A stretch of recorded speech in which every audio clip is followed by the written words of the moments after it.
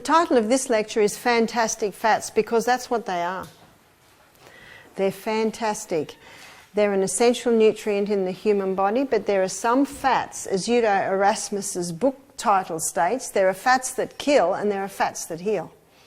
So what I'd like to do today is I'd like to show you the molecular structure of the fat. When you understand the molecular structure of the fats, then you know what they do. And then you know what the body does with them, and then you understand the effect that they have on the body. This is the 18-chain fatty acid that makes up omega-3, which is found in its highest sources in flaxseed and chia seed. I'm going to show you what that omega-3 is. It's an 18-chain fatty acid, meaning that there are 18 chains in that fatty acid link, and there are hydrogen atoms either side, that's the H, and in the middle they're linked by carbon atoms. There are 19 trillion of those in one drop of oil, so that's the magnification we're looking at. What does the 3 mean? The 3 indicates the position on this fatty acid chain of the first double bond. What's a double bond? Well, let's count it up first. 1, 2, 3. There's the double bond. A double bond indicates that instead of one link, there's 2 links. And whenever you get this double bond, these 2 hydrogen atoms are gone. And these 2 hydrogen atoms develop an electromagnetic field between them and start repelling each other. In flaxseed, chia seed, there are 3 double bonds. So we've got 1, 2, 3, another one here, 1, 2, another one here. So these 2 hydrogen atoms are gone, and these 2 develop an electromagnetic field between them. And that changes the structure of the oil. The oil now has 3 kinks in it. And as a result, it's a very thin oil, it's a very fluid oil, because it's got these 3 kinks in it, causing those hydrogen atoms to move apart, causing kinks in the chain. So this oil, omega-3, found in flaxseed and chia seed, is given the name super unsaturated. Why is it unsaturated? Because there are 3 empty spots on the fatty acid chain. It's a polyunsaturated. Poly meaning more than 1 double bond. That's what the polyunsaturated means. Poly means more than 1 double bond. Unsaturated means that there are empty spots on the fatty acid chain. Let's have a look at the effect that these double bonds have on the body. Number 1, they create an electromagnetic field between them. That electromagnetic field is very important because we are electrical people. There's a spark of electricity in every cell in the body. Our electrical system is our nervous system. So omega-3 is essential for proper brain function. Double bonds are also light sensitive. That means they attract the light. They are heat sensitive. They attract the heat. And they act like a magnet to oxygen. So when you eat this food, you ensure your electromagnetic field balance. You can absorb more light, more vitamin D. You can manage your heat better, and you absorb more oxygen. Cancer cannot live in the presence of oxygen, so it makes a lot of sense to include these foods in our daily diet. What are we told is the highest source of omega-3? Fish oil? No animal can put omega-3 into their fatty acid chain. Only plants can. So why are fish high? They eat a one-celled algae that is high. We don't need to eat the one-celled algae. We can eat flaxseed and chia seed. But let me introduce you to the omega-3 family. The omega-3 found in flaxseed, chia seed, is called alpha-linolenic acid. Let's look at the omega-3 family. ALA, alpha-linolenic acid. It has 3 double bonds in it. So it's quite a fluid oil, 1, 2, 3. In the body, ALA is converted to EPA, ipacetionic acid, and it has 5 double bonds. 1, 2, 3, 4, 5. In the body, EPA is converted to DHA, and DHA has 6 double bonds. 1, 2, 3, 4, 5, 6. Very fluid oil, and that oil is used exclusively by the body for cell membrane function and repair. In the fish, ALA is eaten in that one-celled algae. In the fish, ALA is converted to EPA. In the fish, EPA is converted to DHA. Then man comes along and extracts the DHA out and says this is a far superior omega-3 because the DHA is already available for your body. But if 3 double bonds is sensitive to light, heat and oxygen, how sensitive is 6 double bonds? And the fish that are highest in DHA are also the highest in mercury. And where's mercury found? It's a fat-soluble toxin in the fat. Is it possible to extract not only the 6 double bonds without destroying it with exposure to that, but is it possible to extract it and not extract the mercury? I think it's far safer to have flaxseed and chia seed. And when you only eat omega-3 in its DHA form, you're actually not getting the ALA and the EPA, which are also used in different body functions. The chia seed is very user-friendly. You can just sprinkle it on everything. It can absorb up to 15 times its own weight in fluid, and that starts the breakdown. The flaxseed must be ground. It must be ground before you can use it. But don't buy it already ground, because within about an hour and a half, the light, heat and the oxygen have all been absorbed into those double bonds and the oil is destroyed.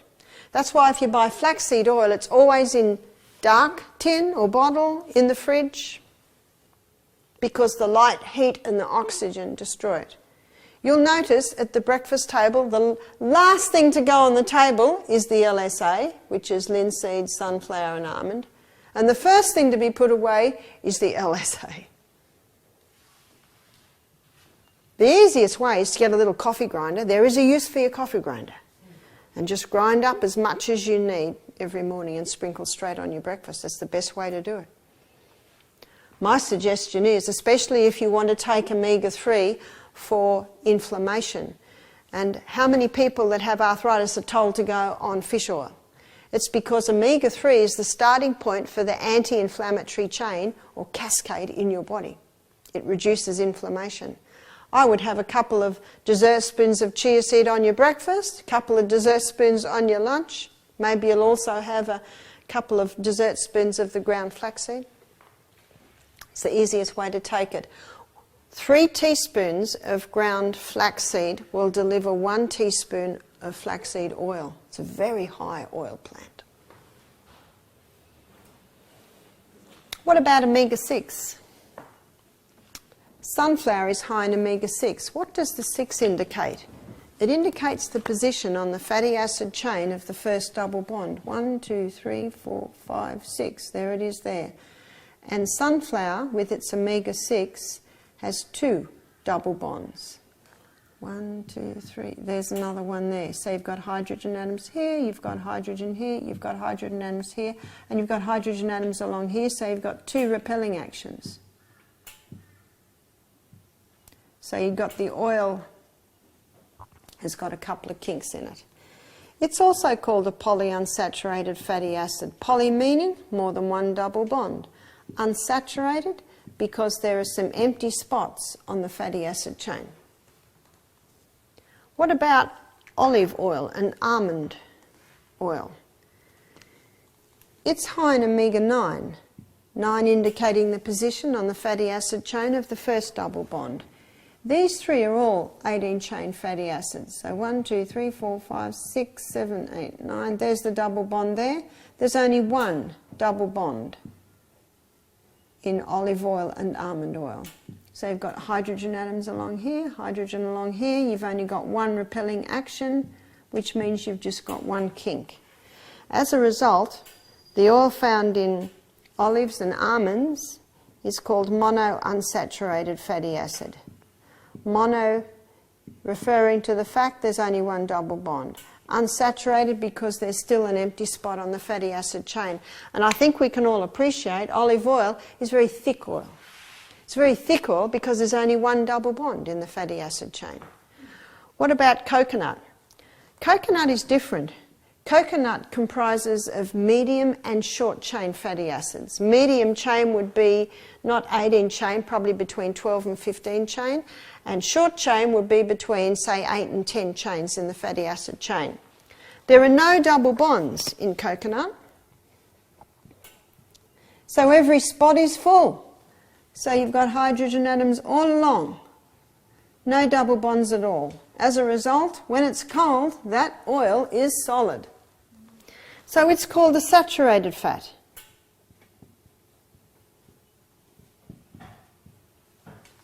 Which oil is the best? Which body function are you talking about? Because the body uses them all for different functions. So we need them all.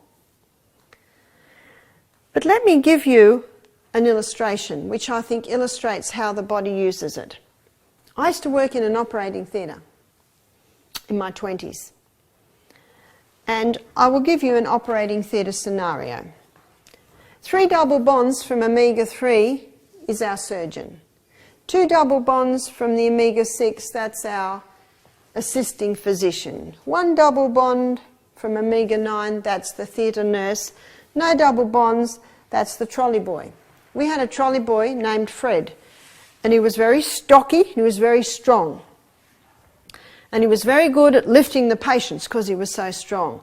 And whenever you get an operation that might contain some pus, then the theatre's considered infected theatre, and it has to be scrubbed, every tiny bit, and no one was better at it than Fred. He was a very hard worker, very strong. And we would say, Fred, it's time to take the patient into recovery. Fred would say, sure, bang, crash. And we'd be saying, Fred, gentle, there's a person on there.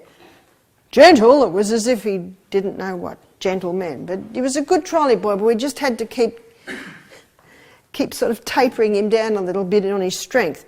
Now, if the surgeon didn't turn up, would we put Fred on the job? No, they might lose a leg. Well, if Fred didn't turn up, would we put the surgeon on Fred's job? No, we wouldn't, because he wasn't very strong and he had beautiful hands. Can you see my illustration? Every member of the team is very important. Every member of the team has their roles. When I was visiting my friend in Nakuru, Africa, she has an orphanage there, we took a little girl named Rahab. She had a big sore on her head to the hospital. We wanted her to be tested for AIDS. Now, the hospital had all of these buildings, all separate, just fibro with corrugated iron roofs. And there were paths linking them. And there were lots of doctors with white coats and stethoscopes walking along the paths, and nurses in their smart uniforms. And we went to the office, which was right in the middle of this huge complex. And when we got to the office, the window was on the outside, there was a terrible smell. I said to my friend, mate, what's that smell? She said, oh, it's the public toilets behind you. What is the use of the white coats and the stethoscope and the smart uniforms is that if there's a set of toilets in the middle of that complex that are just putrid. I said to May, if I wasn't married, if I had no commitments, I'd come to this hospital and I'd apply to be the head cleaner. That hospital needed Florence Nightingale. You've got to clean up the place. The trolley boy, the cleaner, is a very important part of the team. It's like turning the tap off. So you see, every part of the team is very important because the body uses them for different things. Let me show you how the body uses them in the digestive breakdown, because it's actually a totally different system with the different oils. Here is the stomach. First of all, we've got mouth. That's where digestion begins, in the mouth. Then we've got the esophagus coming down into the stomach. The stomach basically looks a little like this. Then we've got the liver. And underneath the liver, we've got the gallbladder. The gallbladder has a bile duct that comes down and it connects with the neck of the pancreas. So there's the pancreas. and it releases its enzymes into the duodenum. This is the pyloric sphincter. So this is the duodenum here. Your large intestine basically is here, but this small intestine travels down, weaves around here before finally it comes into the large intestine here. That's very simply how it all looks. Let's have a look at how these fats are broken down. Here is the villi. Now these villi line the gastrointestinal tract, basically like that. Up in the middle of the villi is a lacteal. That's part of your lymphatic system. Over the lacteal is a capillary network. So let's have a look at these 3 long-chain fatty acids. They come down into the stomach. They're not dealt with in the mouth. They're really not dealt with in the stomach. They come down into the duodenum, and bile from the gallbladder breaks up the fat into tiny little particles. It's like emulsifies it. And then pancreatic lipase comes in and further breaks it down to glycerol and fatty acids. See, what you've usually got is you've got a glycerol like this, and you've got these fatty acids. There they are. These ones here, 3 of them all connected. Well, those enzymes break them all apart. And then they're absorbed into these little villi, straight into the lacteal. The lacteal goes to the thymus. The thymus goes to the liver. And the liver says, oh, the surgeons have arrived. Store them to use for cell membrane function and repair. And then coconut comes down. Coconut is a medium in short-chain fatty acid. It comes into the mouth, and in the mouth is the tongue. And underneath the tongue, there are little glands called sublingual glands, and they release lingual lipase. And this lingual lipase breaks down medium and short-chain fatty acids, no other. So coconut oil is actually started to be broken down in the mouth.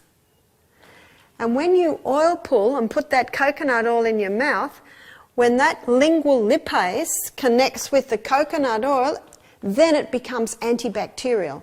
As it is sitting there, the coconut oil is not antibacterial. But when it hits the lingual lipase and it starts to break this connection down, it releases the antibacterial properties. And when you put it on your skin, there are tiny enzymes in your skin that also convert it to antibacterial properties. Isn't that fascinating? As a result, coconut does not need bile.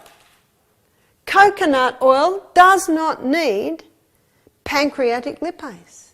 Coconut oil is absorbed straight into the bloodstream, taken to the liver and burnt as fuel. It's an amazing oil. Now, ladies and gentlemen, if someone wanted to use an oil, if someone wanted to lose weight, would they eat an oil that the body burnt as fuel, or would they eat an oil that the body stored? Burnt as fuel. If someone wanted to lose weight, what would be their oil of choice? It's difficult to say, isn't it? We've been so brainwashed against the poor old coconut. The coconut, it's the best weight loss oil there is. And if you wanted a high energy fuel, which oil would you eat? One that stored or one that burnt? The burning. See, where the misconception has come from is people's understandings of calories. Glucose burns at 4 calories per gram. Fat burns at 9 calories per gram. So when people want to lose weight, they say, I will not eat the fat, it's going to give me more than twice the calories that glucose will give me. But what they don't understand is what a calorie is. A calorie is a unit of energy. So if you want a high energy food, what are you going to eat? Fat. Now, if you eat more units of energy than you can burn, obviously the body will store it. That's why we should be eating breakfast like a king, lunch like a queen, tea like a pauper. Best time to lose weight is while you're sleeping. Best time to be hungry is while you're sleeping, you don't even know. It's the easiest way to do it. That's why your coconut cream is one of the best additives to your protein shakes, your protein smoothies. give you high energy fuel. Coconut is 40% antifungal. It's a perfect food for that hot tropical environment where there's a lot of moisture and warmth, where fungus loves to grow. And it's a protection against fungal outbreaks in that environment. Coconut is very high in medium chain fatty acids. You might have seen that. There's your medium chain fatty acid. There's only one other food that's just as high, and that's breast milk. So coconut milk is very similar to breast milk, and there's another reason why it is so. Coconut is 48% lauric acid, and lauric acid is a fatty acid that's antimicrobial. Butter is 2% lauric acid. But there's another food on the planet that contains lauric acid in good amounts, and that's breast milk. So that's another reason why coconut milk is very similar to breast milk. Let's have a look at the planet, yeah?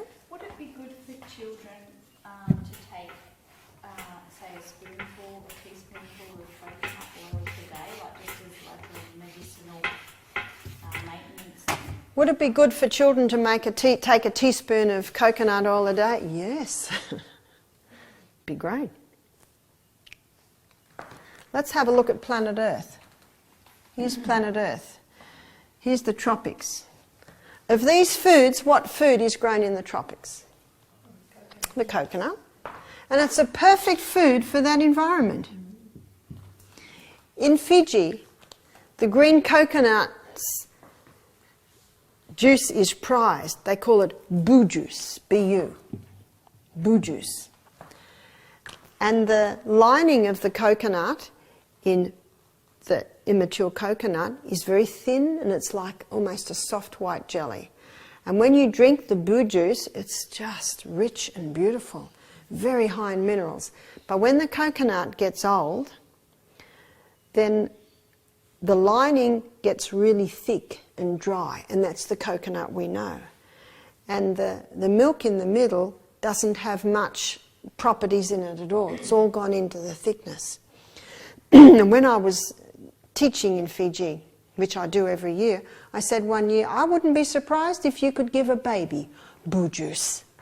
Well, I had a few women run up to me after the meeting because they're very shy. And one lady said, my girlfriend was born on a far island in Fiji. She's 48 now. And her mother died in childbirth. And there were no women on the island. So the men collected the boo juice, the green coconut, every day and fed it to a newborn baby. And then some of the other ladies started to talk because they're very shy.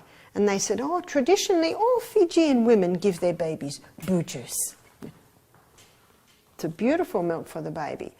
I was in Fiji in December, and one of the guys I was with, he was saying, do you know, there's a crisis in Fiji at the moment because the Fijian government will not allow the milk formula companies to put a happy Fijian baby face on the packet.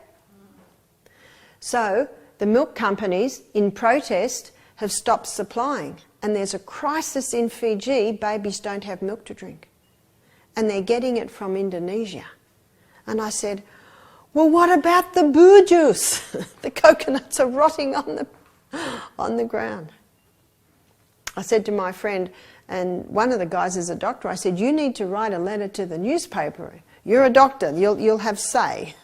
For those who need the magic of the MD, put that name at the bottom. Say, mothers, put your babies back on the boo juice. Because I tell you, those little Fijian babies are sick. They've got the thick green coming out of their nose. They're chesty. They're the cow's milk babies. You see, cow's milk's good for cows, is not good for human babies. The only way humans can really tolerate cow's milk is as yogurt or feta. And that's milk that's what the cow's stomach does to it. See, we don't have 5 stomachs. We've only got 1. Let's go up to the Mediterranean. What foods are grown in the Mediterranean? Olives and the almonds. There's your omega-9. As you go up the planet, you'll find the foods grown further up high in omega-6, right up the top, they're very high in omega-3. Udo Erasmus quoted research where a plant grown here was tested and it was very high in omega-9. Same species of plant grown further up the planet, higher in omega-6. Same species of plant grown right up the top, higher in omega-3. In other words, we should be eating the food that's grown in our area because it's perfectly designed for our body's needs in that area, in that climate, at that time of the year. When I lived up the top of Australia, I ate a lot of pawpaws. I never realised pawpaws could taste so nice off the tree. I had a lot of pineapples. And then for several years we lived down in the bottom of Victoria. I had a lot of apples down there, a lot of stone fruit. It's best to... Now, down in Melbourne, in the middle of summer, sometimes we'd have a mango, but predominantly we ate the fruit that was grown in that area. You go into an Eskimo igloo in the middle of winter, where you get the long, long winter nights and the short winter days. You'll hear a lot of laughter. There's no such thing as depression. Their electromagnetic field is sparky. They've absorbed what little vitamin D they get, they absorb it well, manage their heat. Oxygen vitalises and invigorates. What are they eating? A lot of seal, a lot of fish. And that fish and that seal is very, very high in omega-3 because the seaweeds are very high in omega-3 and that's what they're eating. I think if I went and lived with the Eskimos, I'd just take a big bunch of chia seed. But you know, Erasmus tells the story of a man who went to live there and stayed on his SAD diet. You've heard of the SAD diet? Standard Australian diet, very sad. Standard American diet, very sad. The SAD diet. And after 2 months, he became very, very sad, to the point where they had to fly him out. He was getting depressed, even suicidal. He was totally deficient in omega-3. And you know there is a condition called the SAD disease that's happening in the European countries that are further up the planet. They've stopped eating their traditional diet. There's never been a lot of sun. It's not the sun. It's actually what they're eating that is causing the sadness. It's the deficiency in the omega-3s. The question often arises, how are we going to get our calcium? Because I think we've definitely assessed the protein. Well, what about the calcium? What are we told is the highest source of calcium? Milk. Glass of milk. Probably is for the cow. But humans can't access that calcium. It's very high in animal protein and very high in calcium is a glass of cow's milk. But that protein is animal protein and it's very dirty burning fuel. Only 58% is burnt as fuel in animal protein. 58% is fuel. That leaves a 42% waste. And that waste is a sulfur waste and it's very acidic. And so what the body does is it uses the most alkaline mineral. Do you remember, students, your most alkaline mineral? It's calcium. It uses the calcium in the milk to negate that sulfur acidic residue from metabolizing the protein. How much calcium is now left for the body? None. The countries in this world that consume the greatest amounts of dairy products have the highest incidence of osteoporosis. And the countries in this world that don't consume the dairy, or hardly any, they don't have osteoporosis. Because if someone has a glass of milk and a steak, there's not enough calcium in the milk to negate the sulfur residue from the steak. So where is the calcium taken from now? From the bones. Osteoporosis is basically epidemic proportions in Australia today. And osteoporosis is happening because people are eating a diet high in acid-forming things, leaching the calcium out of the bones. They're not exercising. Tomorrow we'll look at exercise. You've got to exercise those bones just as much as the muscles. Hormonal imbalance. Remember in the hormone lecture I said progesterone stimulates bone building cells. So many women who've been on the pill get osteoporosis because of those high estrogen levels, which displaces the progesterone. Where are we going to get our calcium from? We can get it where the orangutans and the elephants and the giraffes, where do they get their calcium from? Where does the cow get its calcium? Dark, green, leafy vegetables. We don't have to eat grass. We can have rocket and coriander and lettuce and kale and lots of dark green leafy vegetables. Soy. Soy is very high in calcium. Chickpeas. They're quite high in calcium. They're the two highest in the legume department. But the highest is sesame seed. Sesame seed is something like, I think, 1,400 milligrams per cup of sesame seeds. Now, you're not going to eat a cup of sesame seed, but hey, very high. Higher than any dairy product. And an easy way to have sesame seed is tahini. And tahini lasts a long time because it has an antioxidant in it called sesamol, which prevents it going rancid. And hummus is a very nice way to eat your chickpea and your tahini. Also baba ganoush, falafels. A lot of Lebanese food combines the chickpeas and the tahini. So when the children come home from school, instead of giving them a glass of milk, have a platter of raw veggies and a bowl of hummus. I get a lot more calcium there. And when they've polished off the raw veggies and hummus, you can say, they'll say, we're finished. And you can say, oh good, here are the baked potatoes and the lentil stew and the sourdough bread. Because a kid's hungry when they come home from school. It's the Pope a Catholic, they're starving. It's a good time to eat them. Good time to feed them. And a lot of mothers have told me that that works so well, is to feed the children the main meal then. Because that's when they're very hungry.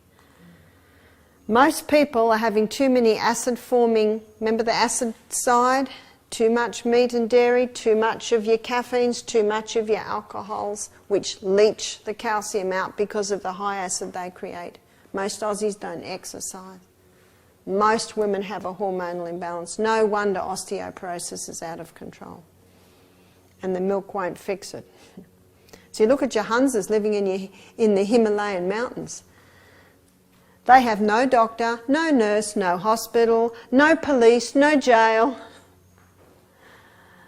They play, you know, that's where polo originated. They play polo, sometimes someone falls off a horse.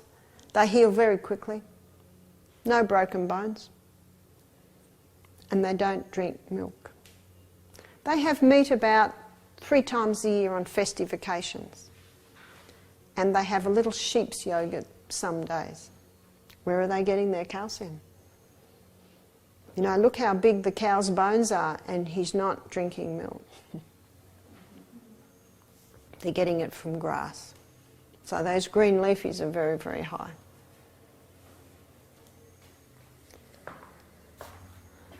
When I was at school, in my common sense cookery class, we had a book, the Common Sense Cookbook. Had a triangle in it.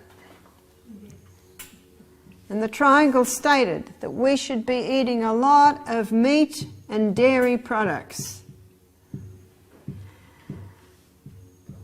And then we should be eating quite a lot of grains. And we should include a few fruit and veg. And the smallest amount would be the fats and sugars. That was when maybe in the 60s when I was at school. In about the 80s they changed the triangle.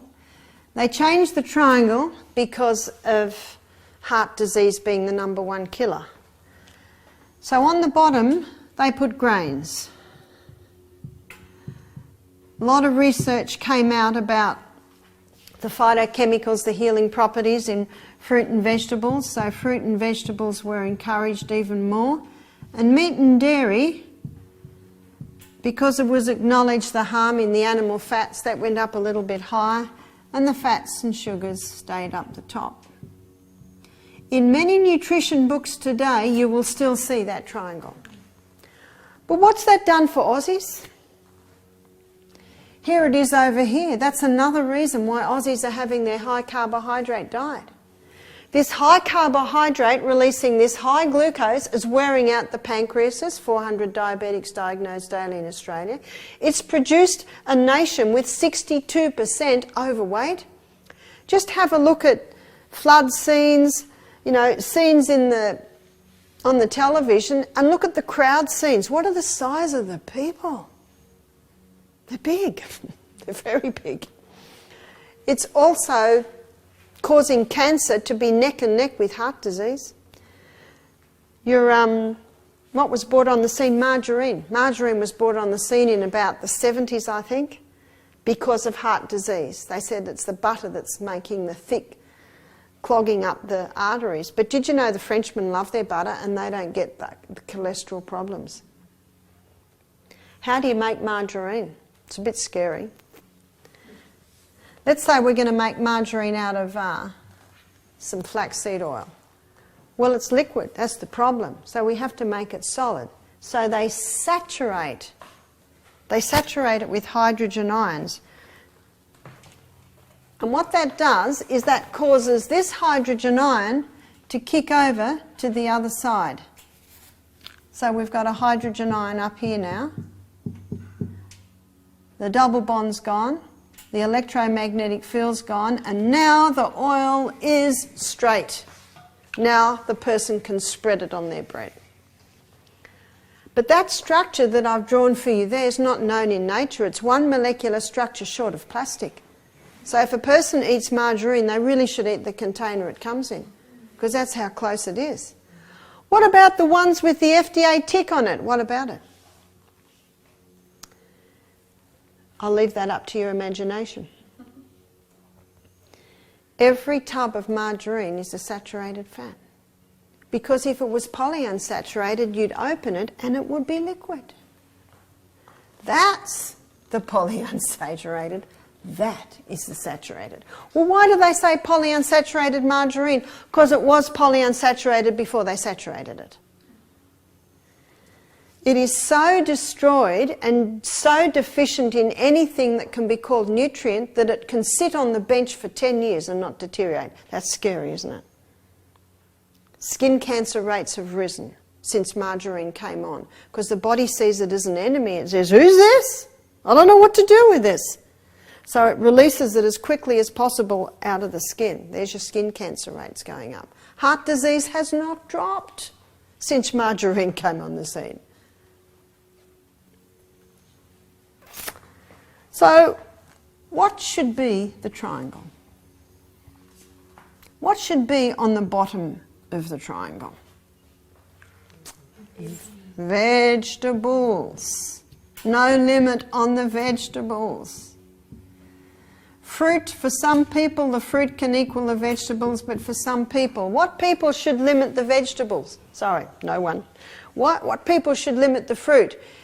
People that are conquering cancer, people that have a yeast condition in their body, people that are diabetic, people that want to lose weight, they need to reduce that fruit right down. Legumes. We need to revive the legume. Seeds. And notice where I put grains, up the top. Now this middle section, that can be played with a bit. I'm sure my boys, with all their hard work, can put grain down a little bit further. And up the top, we've got our oils, we've got maple syrup, we've got honey, we've got nuts. Beautiful food, but they're concentrated foods. And they should only be taken in a small amount.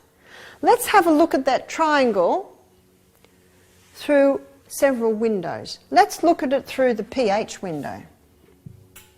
Does it get a tick on the pH window? Yeah. Because your vegetables are your most alkaline, the most acid are up the top. It's a tick. Let's have a look at that through the liver window.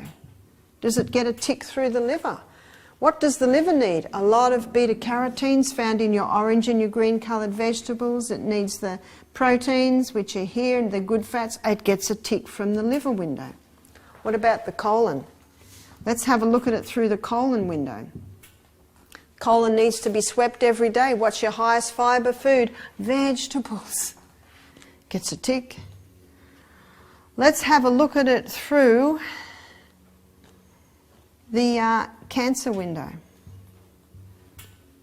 Cancer's favourite food is sugar.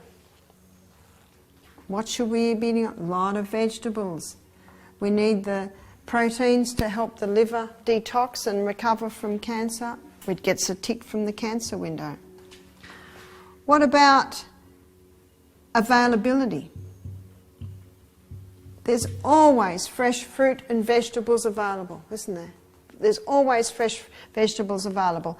When I started gardening at the age of 30 in my rainforest home, I thought you can't grow lettuce in the winter because we got big frosts. Well, there was some lettuce not quite ready, so I let them go.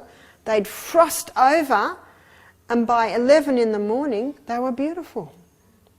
I found out that lettuce is a winter crop because in the summer it bolts.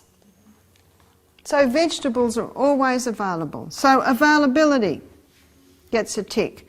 What about cost? How much do you get for $50 in the fruit and veggie shop compared to how much you get for $50 in the health food shop?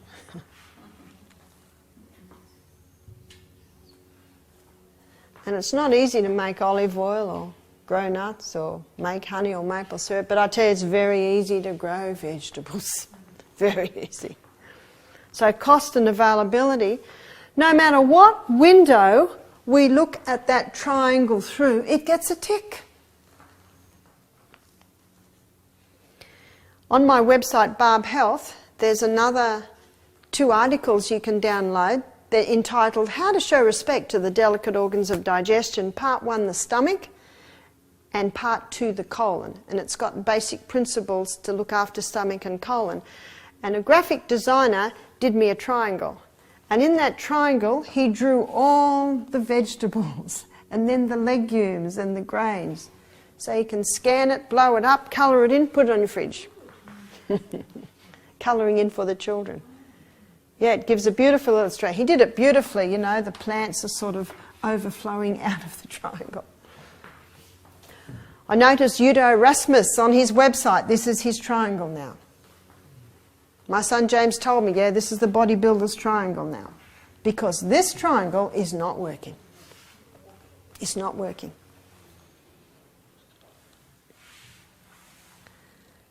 What I endeavoured to do this morning was give you some illustrations so it's not hard for you to work out for yourself what is the best food for human beings. And the best food for human beings is the most freely available. If I said for breakfast this morning, let's go to the garden, and hopefully when you come back next year, we'll do that. There'll be a big garden happening. We found out where the floods won't go. And you are hungry. You had broth for tea last night. Howard took you on a mighty walk this morning, and you are ready to eat. And you go into the garden. What would you have in your mouth in minutes? I think I'd be under the cherry tree. Your fresh fruit and vegetables, that's the easily available. It might be when, like William, when he was a little bloke. I'd go out into the rainforest on my veranda, lunchtime, cooey, you know, the cooey call. Amazing, I've got 6 kids, it's been 5-6 hours since they've eaten and they're not pulling up my skirt. That's because they drink lots of water between meals and they have meals that are high in fibre, substantial protein, sufficient fat. Well, kids would jump out of trees, jump out of the creeks, all come running, we'd all sit down and we're just about to start eating. Where's William? He was the littlest bloke, quite little bloke. And I'd look at James, he knew where to go, cucumber patch. And there he'd be sitting, chomping on a cucumber. He'd got a little bit hungry and Mum hadn't called yet, so he'd go and sit in the cucumber patch. For people that can't have the fruit, Fast food for them might be cucumbers, they might be carrots, they might be tomatoes, avocados. I put my husband Michael on the strict diet one day of no fruit for 6 weeks. He had a problem that I wanted conquered. I said, 6 weeks. He was in town one day and he said, I'm hungry, I'm not going to get home for lunch, what'll I do? I said, buy a couple of carrots and a little bag of macadamia nuts, chomp on them, and I'll have a nice big veggie soup for you tonight for tea. See, people say, what can you do when you travel? Well, we hit America late one night. We stayed in the airport motel the night, and then the next morning we had to travel, and we were getting to the health retreat we were going to run for lunch. So we just travelled until we found a big supermarket, and we went in and we bought a few selections of fruit and a couple of little bags of nuts. I tell you, it's fast food, isn't it? At least in Australia you can get baked beans. You can't even get that, at a restaurant for breakfast. In America, all you get is white bread, margarine and eggs and lots of fried foods. So we know we're not going to even go into there. But because he was on the low sweet diet, I thought he can get a couple of carrots, a little bag of macadamia nuts. That'll keep the hunger pangs at bay, and then when he gets home I'll have a veggie soup for him that night. So it's good to look at your options. It's good to look at, no matter where you are. People say, it's all right when you're up here, look at where you live and how you live, it's easy. I said, yes, it is easy. But I said, we travel too. We have lots of friends and relatives who don't eat as we do. And there's always something you can do. I was staying at a friend's house and I was looking at the food they were eating, and it was just high carb, all refined. And I said, I've got a little bit of salad in the car, do you want me to make a salad? She said, oh, all right. In other words, there wasn't going to be a salad. Oh, I just happened to have a jar of olives. I tell you, olives are easy, aren't they? So we had a big salad, so we're able to do that. And as you've found, it doesn't matter if some meals, it's very light. The body survives. Thank you for attention this morning. Tomorrow we're going to be looking at 3 very important subjects: exercise, water and salt. So we will cover those in our next lecture.